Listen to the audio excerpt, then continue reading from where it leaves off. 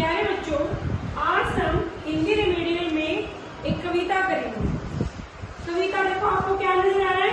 पेड़। और एक पेड़ मेरे पास भी ऐसा ही है, ठीक है। तो कविता का जो मुख्य बिंदु है वो क्या है? पेड़। तो आपको करना क्या है? कविता को पढ़कर समझना है और फिर उसमें से जो प्रश्न आपसे पूछे जाएंगे उनका आपको जवाब देना है। तो रेडी? Yes ma'am.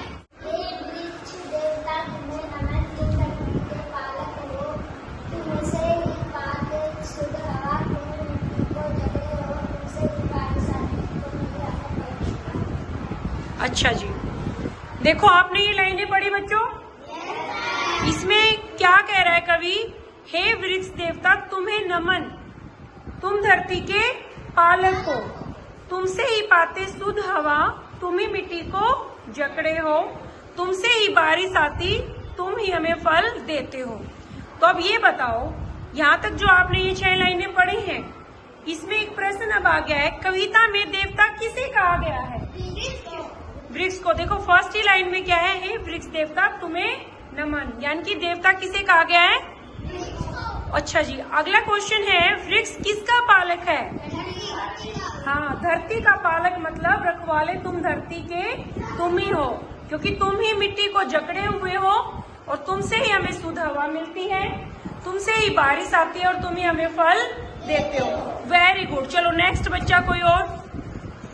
आओ बेटा, आओ बेटा। तुमसे ही है हरियाली, तुम ही लकड़ी देते हो, धरती का विद्या श्रृंगार तुम ही से, तुमसे ही यह जीवन है वृक्ष देवता तुम्हें नमन, तुम धरती के रक्षक हो। शाबाश। बस इतनी, जितनी आवाज तेज थी ना उतने ही पेड़ हमारे लिए जरूरी है।